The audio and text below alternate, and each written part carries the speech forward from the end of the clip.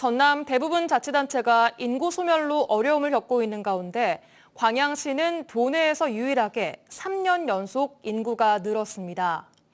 주거 환경 개선 사업 등 다양한 정책이 효과를 거두고 있지만 지속 가능한 인구 증가를 위해서는 더 촘촘한 교육과 의료 인프라 체계 구축 등이 병행돼야 할 것으로 보입니다. 김주희 기자가 보도합니다. 지난해 말 기준 광양시 인구는 15만 6,800여 명. 지난 2021년 15만 500여 명을 기록한 것을 시작으로 3년 연속 꾸준히 증가하는 추세를 보이고 있습니다.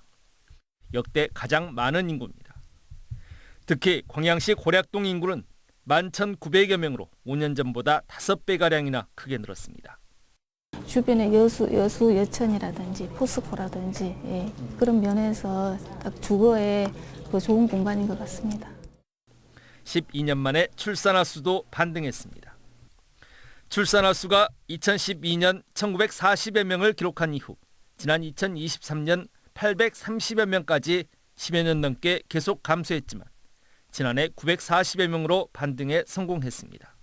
난임 부분 지원을 해준다든지 그다음에 또 임산부 교통비 지원이라든지 출산에 필요한 여러 가지 지원 시책을 추진하고 있어서 그것도 한 작용했을 거라고 생각이 됩니다.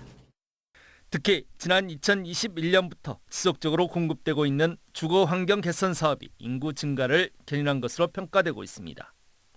꾸준한 기업 유치와 상생 협약을 통한 일자리 증가가 인구 증가의 동력이 된 것으로 보고 있습니다.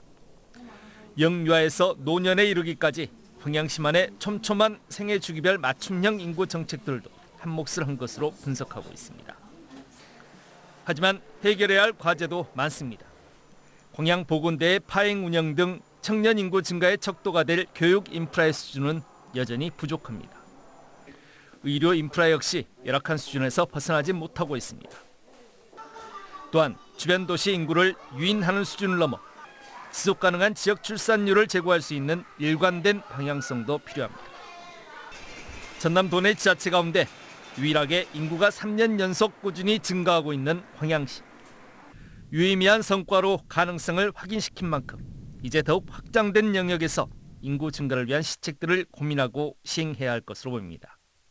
MBC 뉴스 김주희입니다.